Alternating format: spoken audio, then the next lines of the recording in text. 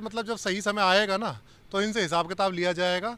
आप बताएं, इस देश के अंदर भुखमरी यहाँ फैल रही है, बच्चों के साथ गलत यहाँ पर हो रहा है, बेरोजगार यहाँ घूम रहे हैं, इन्हें पाकिस्तान की पड़ी हुई है कि पाकिस्तान के अंदर लोग आटा मांग के खा रहे हैं। अरे भाई, वो आटा ही मांग के ना खाए, हमें क्या लेना देना पाकिस्तान से? उसे क्या लेना देना औरंगजेब को अब इस देश से? और देश के लोग क्यों औरंगजेब की बात करेंगे कि उसने अपने पिता की हत्या करी थी कि फलाना राजपाट था? तो आज की डेट में भी तो एक बेटी को जलाया जा रहा है ना, तुम उसके ऊपर बात कर लो। क्योंकि जो बहुजन समाज पार्टी है वो सर्वजन की पार्टी है और सबके लिए सोचती है। क्योंकि ये जो कास्ट हायरार्की है, ये तो पहले अभी इनका शंकराचार्य भी तो बोला है ना इस बात को कि अगर तुम जाति खत्म कर दोगे तो वर्चस्व भी खत्म हो जाएगा हमारा। तो भाई, तुम लोगों का वर्चस्व तुम्हें मतलब नहीं है किसी से भी कोई इस देश पे हमला करे और इस देश को गुलाम बना ले। तो हिंदू राष्ट्र में हिंदुत्व के आधार पे सबको अधिकार मिलेगा कि वहाँ पे भी जाति आएगी? देखिए, कभी भी ना अधिकार तो मिलना भूल जाइए हिंदू राष्ट्र में। याद रखना, इस जो ये कास्ट की मानसिकता है ना कि हम जन्म से उच्च हैं, ये बड़ी खतरनाक मानसिकता, बीमारी है। और इस बीमारी को कैसे सही करा जाता है ये हमें आता है।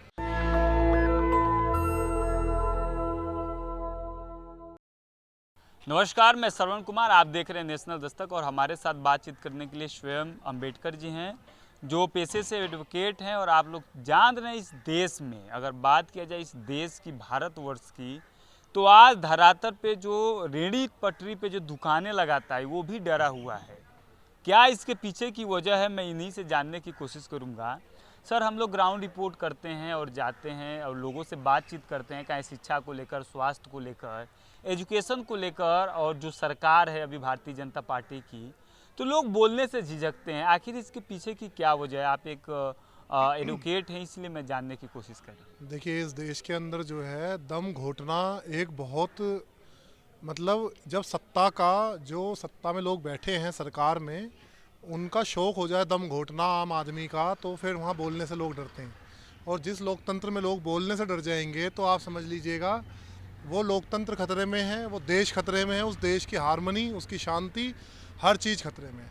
तो इस देश के अंदर जो स्ट्रेटेजिकली ये लोग कर रहे हैं, पूरे देश को इन्होंने हैक कर लिया है एक तरीके से।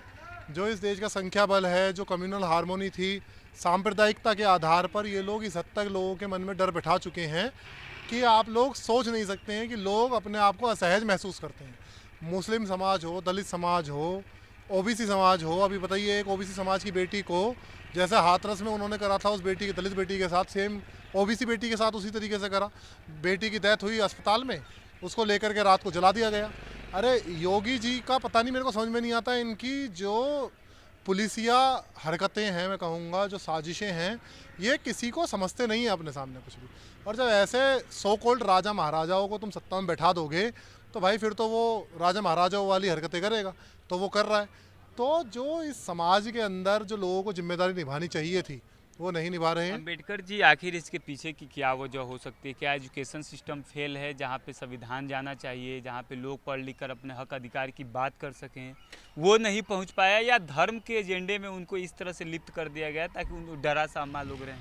देखिए, जब आप इस देश को बोलेंगे कि चलना है आपको ग्रह नक्षत्रों के हिसाब से, तो फिर तो भाई इस देश के बच्चे जो है वो पढ़ने पे कम और ग्रह नक्षत्रों पे ज़्यादा ध्यान देंगे। जब सिकंदर अपनी सेनाओं को लेके चलता था तो क्या वो ग्रह नक्षत्र देखता था?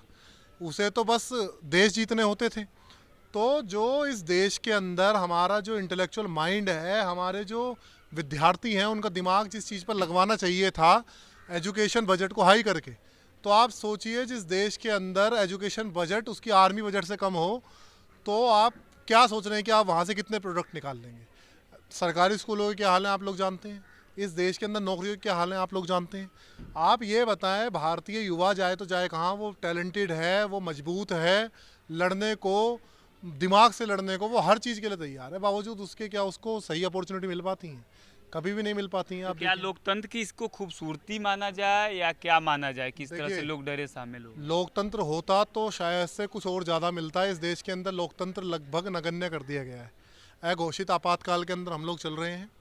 जो भारतीय जनता पार्टी है उसकी ये खासियत है कि वो जड़ें जो है, जड़ों में जैसे मट्ठा डाल दिया जाता है ना पेड़ की, तो वो इस देश की जड़ों में इस तरीके से मट्ठा डालने की कोशिश कर रही है। लेकिन मतलब सच्चाई ये भी है कि जब यह देश आज़ाद हुआ तभी शोषित वंचित समाज को हक अधिकार मिला है। आप भी जानते हैं, हम भी जानते हाँ, तो हैं। बिल्कुल मिला जब है। इस देश में संविधान लागू हुआ, अभी भी संविधान से ये देश चल रहा है, लेकिन ज़रूरत है लोगों को समझाने की। कैसे समझाया जाए उनको? देखिए, लोग कैडराइज तरीके से ही समझेंगे, जैसे साहब ने समझाया था, माननीय बहन जी ने समझाया था। माननीय बहन जी आज भी समझा रही हैं, लेकिन समझने को तैयार नहीं है। ओछी राजनीति बहन जी करती नहीं है। तो नहीं तो अगर टुच्ची राजनीति जैसे और पार्टियां करती हैं, इस तरीके से करना शुरू करें, तो मेरे को लगता है बहन जी से ज़्यादा कोई बड़ा नेता बन के उभरेगा भी नहीं इस देश के अंदर, और है भी नहीं आज की डेट में। तो ये सब चीज़ें हैं, तो मुझे लगता है कि ये सामाजिक जिम्मेदारी जो है हमें और आपको समझनी होगी बखूबी तरीके से, अन्यथा दिक्कत में हैं हम लोग। राजनीति की अगर बात करें तो बाबा साहब ने एक उंगली दिखा रखी है पार्लियामेंट की तरफ। अगर देखा जाए तो राजनीति में संसाधनों का बहुत ज़रूरत होती है, जो शोषित वंचित समाज की जो राजनीतिक पार्टियां उनके पास नहीं है, लेकिन जनाधार तो है, संख्या बल तो है, पैसे का ही खेला बेला है। देखिए, पैसे का तो खेला बेला है बना दिया गया है जानबूझ करके, ताकि इसमें आम आदमी, एक मजदूर का बेटा कभी सोच ना सके कि मैं भी मेंबर ऑफ पार्लियामेंट बनूंगा। वो गाड़ी घोड़े और वो दबंगता और वो सब चीज़ें जानबूझ के ऐसा माहौल राजनीति का ऐसा बनाया हुआ है, जबकि होना नहीं चाहिए। अमेरिका, इंग्लैंड, हम लोग इनसे ज़्यादा डेवलप हैं क्या? ये लोग, इनके जो चलते हैं ना, मेट्रो से आते हैं वो लोग। ये भारत के अंदर ही ये बीमारी है, जानबूझ के ऐसा माहौल बना रखा है यहाँ पर, क्योंकि हमारे लोगों को पैसा नहीं है, वो कहाँ से आएंगे उसमें राजनीति में। वहाँ इंटेलेक्चुअल डिबेट होते हैं, आमने सामने खड़े हो जाते हैं तमाम, कि भाई आप क्या करेंगे देश के लिए, वो क्या करेगा देश के लिए, अपोजिट जो पार्टी का होता है।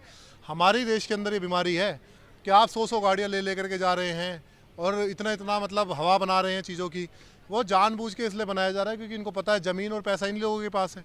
अब जब वो इनके पास है, तो जो आम आदमी है वो कभी, मतलब एक मजदूर का बच्चा सोच ही नहीं सकता कि मैं कभी मेंबर ऑफ पार्लियामेंट बनूंगा कि नहीं बनूंगा, या एमएलए बनूंगा कि नहीं बनूंगा।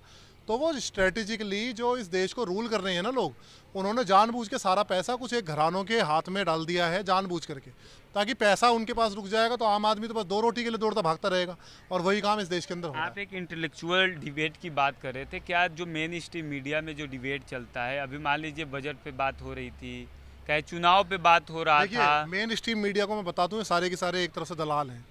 ये प्योर 24 कैरेट दलाल हैं, बीजेपी के दलाल हैं। इन लोगों के ऊपर मैं बात ही नहीं करना चाहता हूँ। इन लोगों को तो मतलब जब सही समय आएगा ना, तो इनसे हिसाब किताब लिया जाएगा। आप बताएं, इस देश के अंदर भुखमरी यहाँ फैल रही है, बच्चों के साथ गलत यहाँ पर हो रहा है, बेरोजगार यहाँ घूम रहे हैं, इन्हें पाकिस्तान की पड़ी हुई है कि पाकिस्तान के अंदर लोग आटा मांग के खा रहे हैं। अरे भाई, वो आटा ही मांग के ना खाए, हमें क्या लेना देना पाकिस्तान से। आप इस देश के अंदर बताओ ना क्या हो रहा है क्या नहीं हो रहा है। तो ये लोग तो एक किस नंबर के दलाल हैं, इन लोगों के ऊपर हम बात ही नहीं यानी करना कि चाहते। हमेशा से ये लोग परसेप्शन बना रखे हैं कि बस मुद्दा को डाइवर्ट वो करना है। डाइवर्जन वाले ही उनका काम है, वो केवल मुद्दे को डाइवर्ट ही करेंगे। देश में बोध गया को लेकर आंदोलन चल रहा है और मेन स्ट्रीम मीडिया पे औरंगजेब चला रहे वो हैं। औरंगजेब चलाएंगे, उनका काम ही। औरंगजेब बेचारा 17वीं शताब्दी में चला गया इस दुनिया से, उसे क्या लेना देना औरंगजेब को अब इस देश से। और देश के लोग क्यों औरंगजेब की बात करेंगे कि उसने अपने पिता की हत्या करी थी, कि फलाना राजपाट था। तो आज की डेट में भी तो एक बेटी को जलाया जा रहा है ना, तुम उसके ऊपर बात कर लो। वो भी तो अपने आप को महाराज बुलवाते हैं, वो मुख्यमंत्री थोड़ी बुलवाते हैं अपने आप को महाराज बुलवाते हैं। किस बेटी को जलाने की बात? देखिए, एक स्नेहा कुशवाहा जो थी लड़की, उसके साथ देखिए कितना उसके परिवार से छीन, उसकी पहले तो हत्या करी गई, उसकी निर्मम हत्या हुई। उसके बाद प्रशासन ने रात को ही उसकी बॉडी को जला दिया।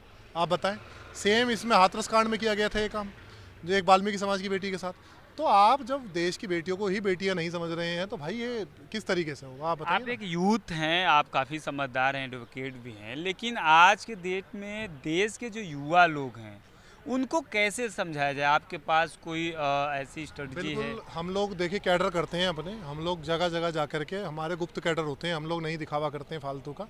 वहाँ हम अपने बच्चों को यही समझाते हैं, जो हमारे जूनियर हैं, जो हमारे सीनियर साथी भी हैं, सबको हम यही बात समझाते हैं कि देखो, ये देश हमारे को ना बहुत कुछ दिया है, देश ने हमारे को देना है देश को।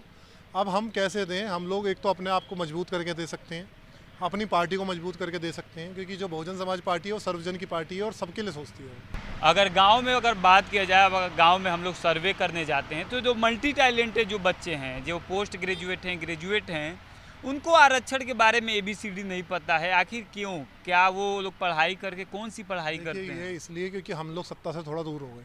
हम लोग कैडराइज जो वे है हमारा काम करने का, उसमें हम दोबारा से कार्य करेंगे। लेकिन जो लोग पढ़ाई कर रहे हैं वो तो सत्ता पाने के लिए तो नहीं कर रहे हैं ना, वो लोग तो नौकरी पेशा में जाने के लिए कर रहे हैं। और नौकरी पेशा में तभी जा सकते हैं जब आप अपने आरक्षण को जानते हैं, अपने अधिकार को जानते हैं। देखिए, अब इस देश के अंदर हमारी पार्टी बताती है सबको सब कुछ। अब आजकल हमारी पार्टी थोड़ी सी, इन लोगों ने थोड़ा सा डाउन करा है हमारी पार्टी को। तो नहीं तो लोगों को ये पता होना चाहिए कि वो लोग वहाँ पर क्यों हैं, और कोई और अन्य आदमी इसके पास क्यों 100 करोड़ की प्रॉपर्टी है और आपके पास नहीं है 1 रुपये की भी। आप लोग सुबह का खाना भी आपको मिल गया, शाम का नसीब नहीं है। क्यों कोई कोई ऐसा है कि उसके पास विदेशों में जा जा करके वो खा रहा है, है ना, ताज और सब 5 स्टार होटल्स में। तो ये तो लोगों को पता लगाना चाहिए ना इस बात का, तो उन लोगों के पास क्या दिक्कत आ रही है ना। एजुकेशन सिस्टम को लेकर आप क्या कहेंगे? एजुकेशन सिस्टम हमारे देश का बिल्कुल नील है एकदम। और जो एजुकेशन सिस्टम है हमारे देश का, वो मजदूर बनाने की फैक्ट्री है।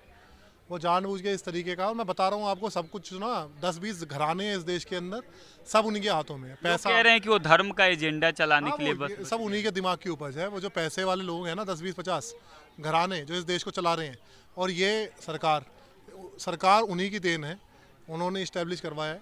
अब ये सब मिल करके, क्योंकि इनको लेबर चाहिए सस्ती बड़े स्तर पर, तो वो लेबर तब मिलेगी जब आप इस देश के अंदर अनपढ़ रहेंगे। लेकिन सरकार पे आप लगातार सवाल उठा रहे हैं। सरकार लोकतंत्र में विश्वास करती है, सबका साथ सबका विकास में विश्वास करती है। इस देश के अंदर ना अगर सबका साथ सबका विकास होता तो आप क्वेश्चन उठाते।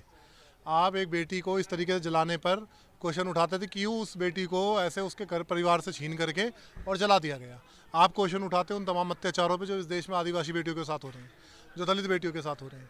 आप क्वेश्चन उठाते उन रोजगारों पे, जो अगर सरकार सबका साथ सबका विकास करती है तो क्यों राष्ट्रपति महोदय को भी नहीं चढ़ने दिया गया था सीढ़ियों पे। लास्ट क्वेश्चन है हमारा कि जिस तरह से जो युवा हैं वो हिंदू राष्ट्र की तरफ बढ़ रहे हैं, चाहे वो किसी भी जात धर्म से आते हैं, जो अपने आप को हिंदू मानते हैं। प्रोपागेंडा है। हिंदू में SC ST OBC माइनॉरिटी जो आदिवासी समाज है, उनकी क्या जगह होगी?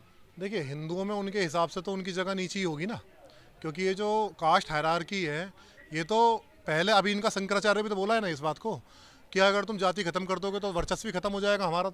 तो भाई तुम लोगों का वर्चस्व, तुम्हें मतलब नहीं है किसी से भी कोई इस देश पे हमला करे और इस देश को गुलाम बना ले, तुम्हें मतलब नहीं है। तुम्हारा वर्चस्व रहना चाहिए बस। इनकी यही गंदी आदतों की वजह हिंदू राष्ट्र में हिंदुत्व के आधार पे सबको अधिकार मिलेगा कि वहाँ पे भी जाति आएगी? देखिए, कभी भी ना अधिकार तो मिलना भूल जाइए हिंदू राष्ट्र में, याद रखना इस बात को। क्योंकि अगर अभी जरा सा पावरफुल हुए ना तो तुरंत देख रहे कास्ट हायरार्की कितनी ज़्यादा हाई हो गई है। वो तो मुसलमान इस देश के अंदर है तो डरा लेते हैं SC ST OBC को, या और जो गरीब भाई हैं अपने, कि फलाना कर देंगे मुसलमान, ढिमकाना कर देंगे। अन्यथा तो जो है ना, ये पूछे भी नहीं आदमी को। मैं आपको सही बताऊँ, जो ये कास्ट की मानसिकता है ना कि हम जन्म से उच्च हैं, ये बड़ी खतरनाक मानसिकता, बीमारी है। और इस बीमारी को कैसे सही करा जाता है ये हमें आता है। हम सत्ता में आएंगे ना तो ये बीमारी भी सही होगी। कैसे सही करेंगे? देखो, बहन जी ने दिखाया है ना करके। हर कोई ब्राह्मण भाई भी हमारे साथ थे, कंधे से कंधा मिला के कार्य हुआ नहीं हुआ? बताएं आप।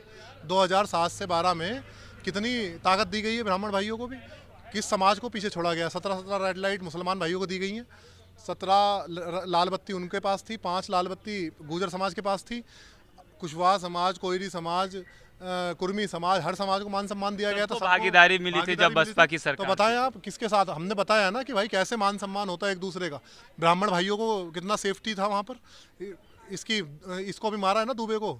उसने कुछ भी करा था दुबे को, इस तरीके से तो उठा करके नहीं मार दे, वो तो मर्डर है ना, कॉन्स्टिट्यूशनल मर्डर कर रहे हो तुम लोग तो एक तरीके से। चलिए, शुक्रिया आपका। ठीक है, धन्यवाद, बहुत बहुत धन्यवाद। तो इन्होंने बताया कि जिस तरह से बसपा की सरकार थी और सारे समाज को वहाँ भागीदारी दी गई थी और सभी लोग अमन चैन से रहते थे। आप क्या सोचते हैं? जिस तरह से अगर बात की जाए इस देश में जो हिंदू राष्ट्र की परिकल्पना कर रहे हैं, लगातार हिंदू राष्ट्र बताने की बात करें, तो मैं सभी उन SC ST OBC माइनॉरिटी समाज के लोगों से पूछना चाहता हूं कि आप उन व्यक्तियों से ज़रूर ये सवाल करें कि हिंदू राष्ट्र में जो हमको अधिकार है, क्या हिंदू के आधार पे हमें दिया जाएगा फिर, या हमें वही जाति का नाम पकड़वा के। नेशनल दस्तक की आपसे गुजारिश है कि अगर इसको बचाना चाहते हैं तो नेशनल दस्तक को सब्सक्राइब करने के लिए रेड कलर के सब्सक्राइब बटन को दबाएं, फिर बेल आइकन की घंटी दबाएं। नेशनल दस्तक को बचाने के लिए बहुत जरूरी है कि हर खबर को शेयर करें, लाइक करें, कमेंट जरूर करें।